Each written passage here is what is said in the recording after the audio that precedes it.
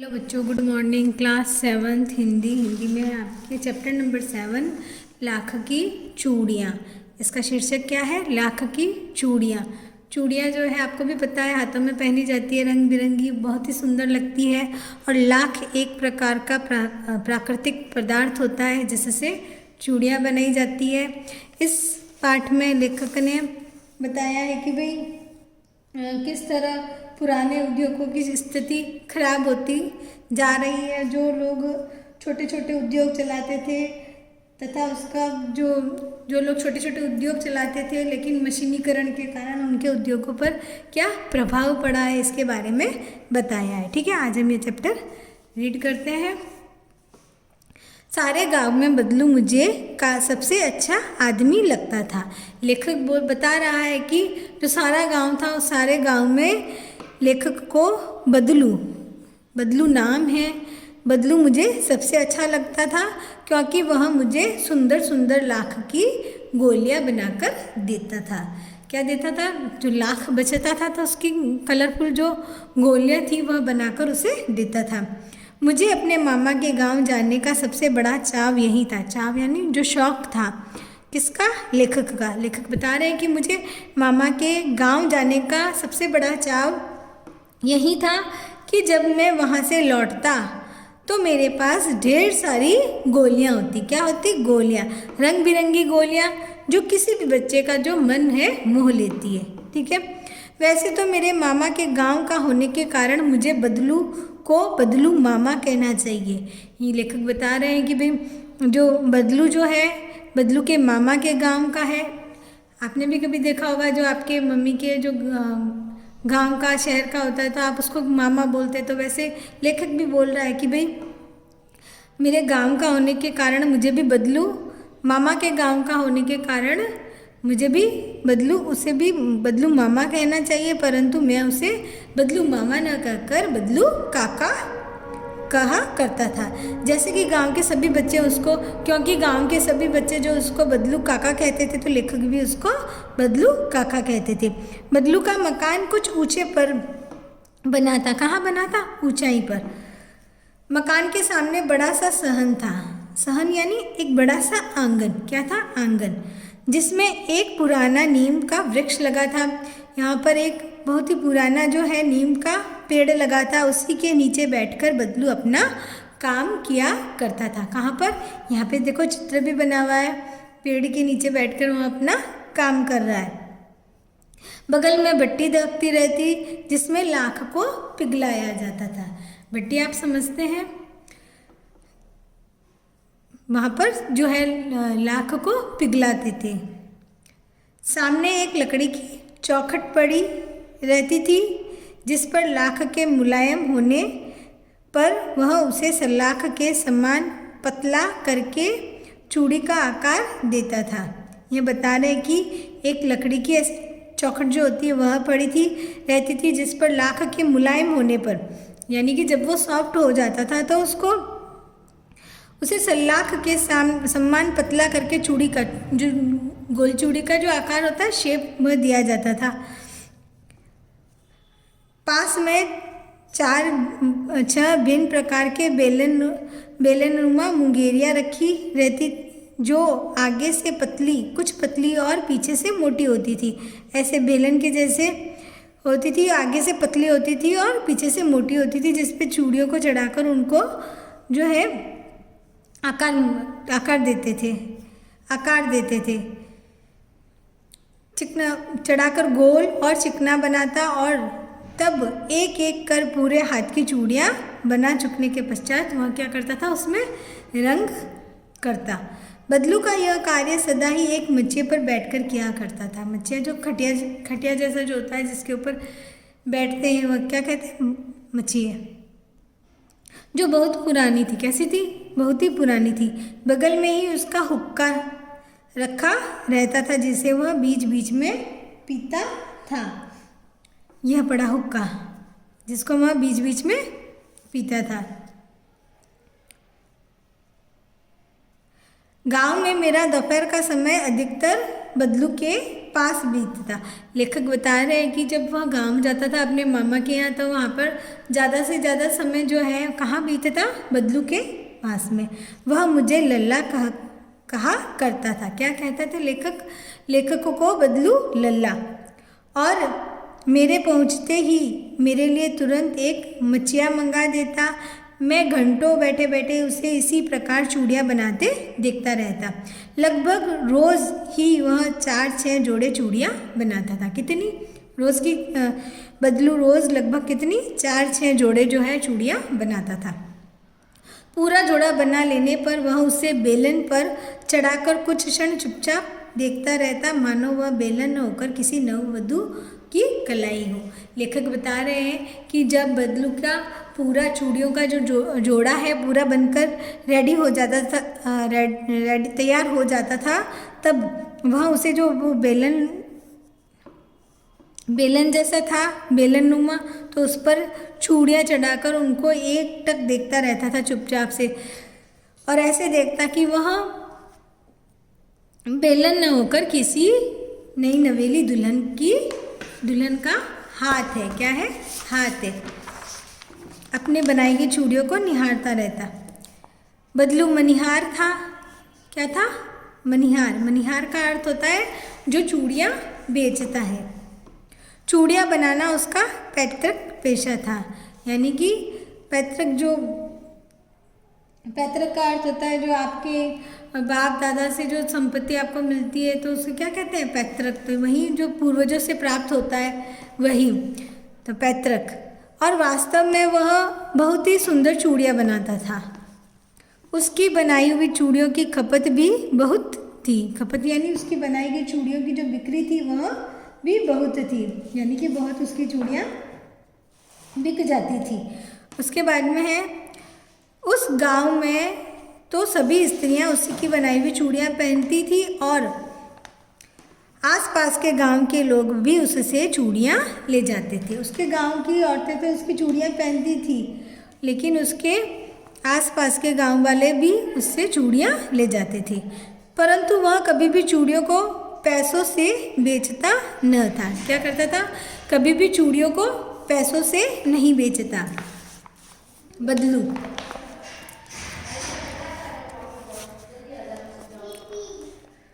उसका अभी तक वस्तु विनिमय का तरीका था। क्या था? वस्तु विनिमय का तरीका। वस्तु विनिमय जो वस्तुओं के बदले में कुछ वस्तु को लेना देना, यानी कि जब आप किसी से कोई चीज़ लेते तो उसका मूल्य उसके बदले में पैसे न देकर कोई वस्तु दे देना, यह पुराने प्राचीन पहले के ज़माने में चलता था। ऐसे ही पैसे ना लेकर उसके बदले में कोई अनाज दे देता या फिर कोई खाने की सामग्री हो, कुछ भी वस्तु विनिमय कहा जाता था। और लोग अनाज के बदले उससे चूड़ियाँ ले जाते थे। बदलू क्या करता था कि चूड़ियों के बदले में क्या? अनाज लेता था। बदलू स्वभाव से बहुत ही सीधा था। बदलू का स्वभाव जो था बहुत ही सीधा था। मैंने कभी भी उसे किसी से झगड़ते नहीं देखा। लेखक बता रहे हैं कि उसने कभी भी उसे किसी से झगड़ते नहीं देखा। हाँ, शादी विवाह के अवसर पर वह जिद किया करता था, जीवन भर चाहे उसे कोई मुफ्त चूड़ियाँ ले जाए, परंतु जब विवाह के अवसर पर वह सारी कसर जो है निकाल लेता था। आखिर जो है सुहाग के जोड़े का महत्व ही और होता है। लेखक बता रहे हैं कि मुझे याद है कि मेरे मामा के यहाँ किसी लड़की का विवाह था। जरा सी किसी बात पर बिगड़ गया और उसको मनाने के लोहे लग गए। क्या लग गए? लोहे। यानी कि बहुत ही कड़ी मेहनत करनी पड़ी। विवाह में इसी जोड़े का मूल्य बढ़ जाता था। जब किसी की शादी होती थी तो वह चूड़ियों जो दुल्हन का जो चूड़ियों का जोड़ा जो होता था उसको वह बहुत ही मूल्य जो है बढ़ जाता था। उसके लिए उसकी घरवाली को सारे वस्त्र मिलते थे। उस चूड़ियों के बदले में, दुल्हन की चूड़ियों के बदले में उसको उसकी जो घरवाली थी उनको सारे वस्त्र मिलते, ढेरों अनाज मिलता, उसको अपने लिए पगड़ी मिलती और रुपये जो मिलते वो अलग। यानी कि जो विवाह के मौके पर वो जो दुल्हन के लिए जो चूड़ियों का जोड़ा जो बेचता था उसके लिए उसको बहुत सारी जो है घरवाली के लिए वस्त्र मिलते, अनाज मिलता, खुद के लिए पगड़ी मिलती और साथ में जो पैसे मिलते वो थे अलग। यदि संसार में बदलू को किसी बात से चिढ़ थी तो वह थी कांच की चूड़ियाँ। बदलू को किससे चिढ़ थी? कांच की चूड़ियों से।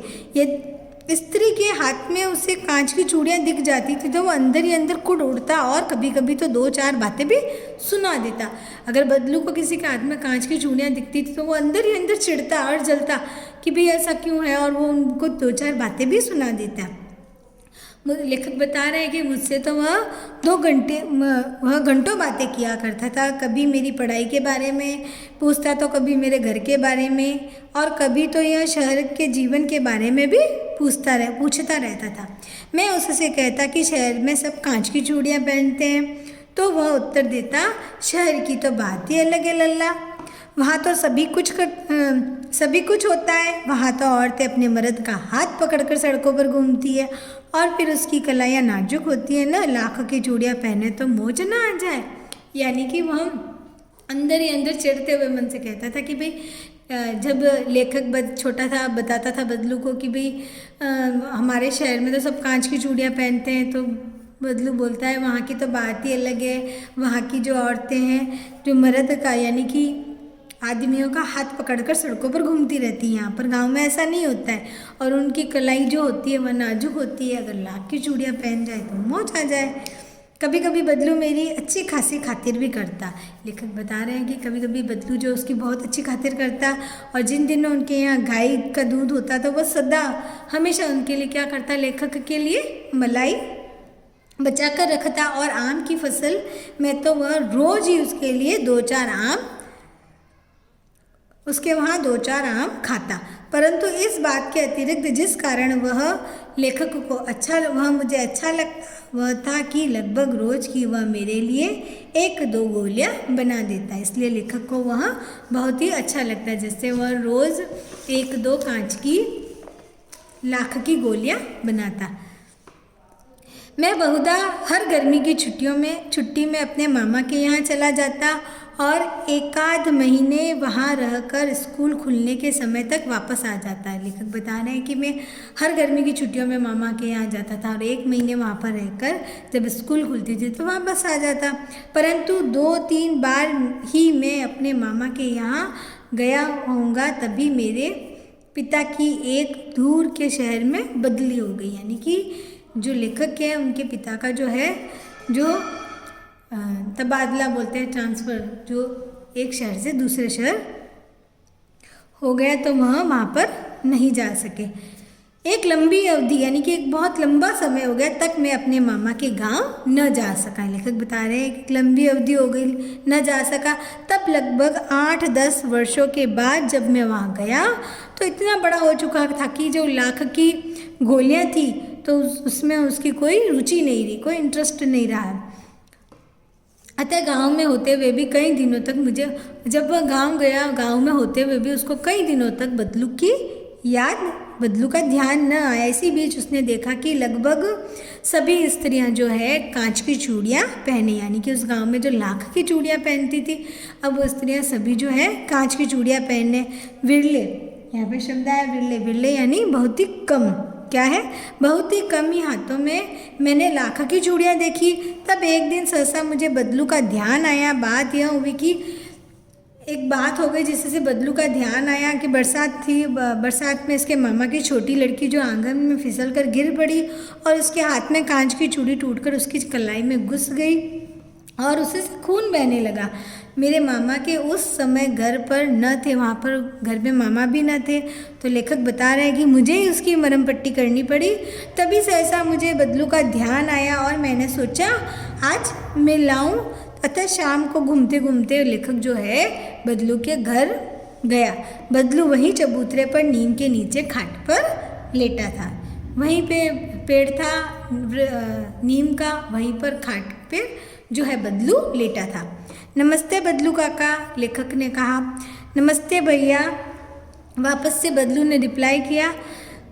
उसने मेरी नमस्ते का उत्तर दिया और उठकर खाट पर बैठ गया, परंतु उसने मुझे पहचाना नहीं और देर तक मेरी ओर निहारता रहा, देर तक लेखक को देखता रहा, उसको पहचाना नहीं।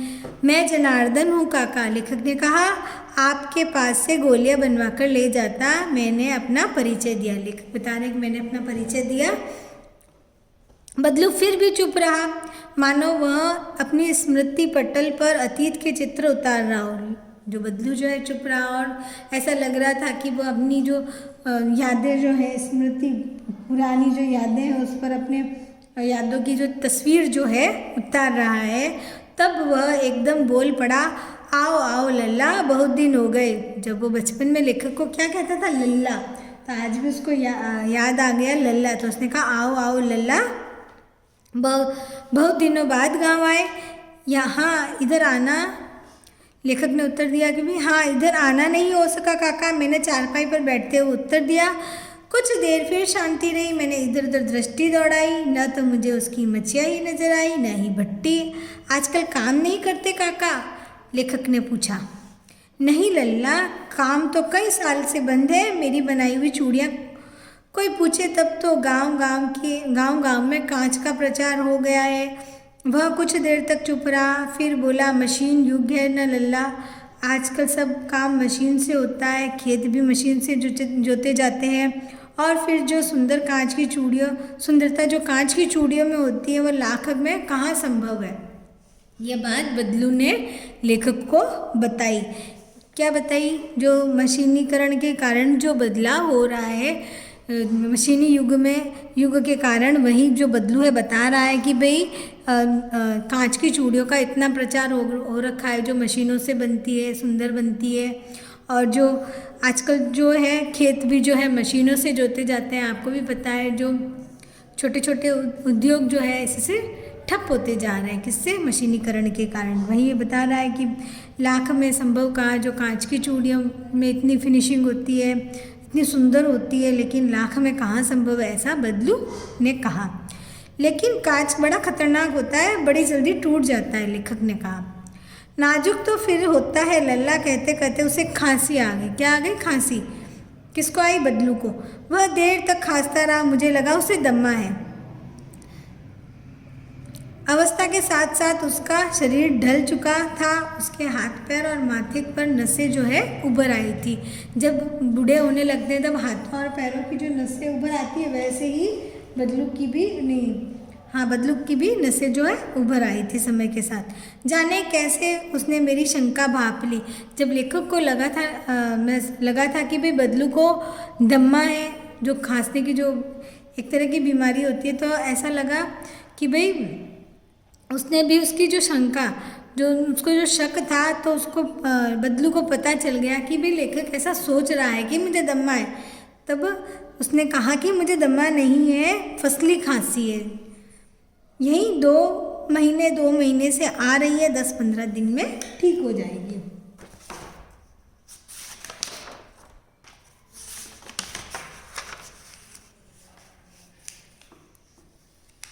मैं चुप रहा। लेखक बोले, मैं चुप रहा। मुझे लगा कि अंदर कोई बहुत बड़ी व्यथा छुपी है, बहुत बड़ा कोई दुख छुपा है। मैं देर तक सोचता रहा कि इस मशीन युग ने कितने हाथ काट दिए हैं, यानी कि जो ये मशीन का युग है, कितनों को ही रोजगार जो है छीन लिया है। मशीनी युग ने जो हाथ से जो मेहनत करते थे, छोटे छोटे उद्योगों से अपना जो जीविका निर्वाह कर रहे थे, तो यह कितने ही मशीनी युग ने हाथ काट दिए, यानी कि कितनों ही को जो है रोजगार जो है समाप्त कर दिया है। कुछ देर फिर शांति रही, जो मुझे अच्छी नहीं लगी। लेखक को वह शांति अच्छी नहीं लगी। आम की फसल अब कैसी है काका? कुछ देर पश्चात लेखक ने बात बदलते हुए पूछा। अच्छी है लल्ला, बहुत अच्छी है, उसने कहकर उत्तर दिया और अंदर अपनी बेटी को आवाज़ दी, अरे लज्जो, लल्ला के लिए आम तो ले आ। फिर मेरी ओर मुखातिब होकर बोला, माफ़ करना लल्ला, तुम्हें आम खिलाना भूल गया। नहीं नहीं काका, आम तो इस साल बहुत खाए, लेखक ने उत्तर दिया। वाह वाह, बिना आम खिलाए कैसे तुम्हें जाने दूंगा तुमको। मैं चुप हो गया। मुझे वे दिन याद हो आए जब वह मेरे लिए मलाई बचा कर रखता। गाय तो अच्छी है ना काका? लेखक ने पूछा, गाय तो अच्छी है ना काका, गाय कहाँ है लल्ला, 2 साल हुए बेच दी। कहाँ से खिलाता, क्योंकि बदलू का जो है काम धंधा ठप हो गया, तो वह गाय को क्या खिलाता, इसलिए उसने गाय बेच दी। इतने में रज्जो, उसकी बेटी, अंदर से एक डलिया में ढेर सारे आम लाई, एक टोकरी में बहुत सारे आम लेकर आई। यह तो बहुत है काका, इतने कहाँ खा पाऊंगा। लेखक कहने लगा, वाह वाह, वह हंस पड़ा। शहरी ठहरे ना। बदलू ने कहा कि भाई तुम तो शहरी हो, मैं तुम्हारी उम्र का था तो इसके चौगुना आम को एक बगत में खा जाता था। आप लोगों की बात और है, मैंने उत्तर दिया। अच्छा बेटी, लल्ला को 4-5 आम छांट कर दो, सिंदूरी वाले देना। यह सिंदूरी वाले जो है आम की एक अलग सी फसल होती है। देखो लल्ला कैसे है, इसी साल यह पेड़ तैयार हुआ है। रज्जो ने 4-5 आम जो है ऐसे अंजलि में भरकर लेखक की ओर बढ़ाया। आम लेने के लिए मैंने हाथ बढ़ाया तो मेरी निगाह एक क्षण के लिए उसके हाथों पर ठिठक गई। कहाँ पर ठहर गई? रज्जो के हाथों पर। गोरी गोरी कलाइयों पर लाख की चूड़ियाँ बहुत फब रही थी। बहुत फब रही यानी कि बहुत ही अच्छी लग रही थी, जच रही थी। कौन सी चूड़ियाँ? लाख की चूड़ियाँ। किसके हाथ पर? रज्जो के हाथ पर। बदलू ने मेरी दृष्टि देख ली। जब लेखक देख रहा था उसके हाथ की चूड़ियाँ, तब बदलू ने उसकी ओर देखा, उसकी दृष्टि, उसकी नज़र देख ली। यही आखिरी जोड़ा बनाया था जमींदार साहब की बेटी के विवाह पर। बदलू बता रहा है ये जो आखिरी जोड़ा यही बनाया था, जमींदार साहब की बेटी का विवाह था। 10 आने पैसे मुझको दे रहे थे, मैंने जोड़ा नहीं दिया। कहा शहर से ले आओ, मैंने आम ले लिए। ये कह रहा है कि भाई शहर से ले आओ, उसने वो जोड़ा नहीं दिया। क्यों? क्योंकि वह 10 आने मुझको दे रहे थे, कम पैसे दे रहे थे, तो उसने जोड़ा दिया भी नहीं और कहा शहर से ले आओ। अब आगे देखो, मैंने आम ले लिए और खाकर थोड़ी देर पश्चात चला गया। लेखक जो है आम लिए, खाए और चला गया। मुझे प्रसन्नता हुई कि बदलू ने हार कर भी हार नहीं मानी थी। उसका व्यक्तित्व कांच की चूड़ियों जैसा न था कि आसानी से टूट जाए। क्या है? उसका व्यक्तित्व जो ऐसा नहीं था कि जो आसानी से टूट जाए, लेकिन उसने जो है कम पैसों में अपना जो है जो जोड़ा था उसने नहीं बेचा। तो यहाँ पे चैप्टर जो है पूरा हो गया है। इसमें बताया गया है कि भाई बदलू जो है लाख की चूड़ियाँ बनाया करता था और किस तरह से उसका जो है व्यापार उद्योग जो है छोटा सा मशीनी युग के कारण जो है समाप्त हो चुका है, इसके बारे में बताया गया है। लाख की चूड़ियों के बारे में इस कहानी में मशीनों के बढ़ते प्रयोग के दुष्प्रभाव को दिखाया गया है। ठीक है, यहाँ आपको चैप्टर पूरा हो गया। इसके अभ्यास कार्य जो है हम अगले वीडियो में करेंगे। थैंक यू बच्चों।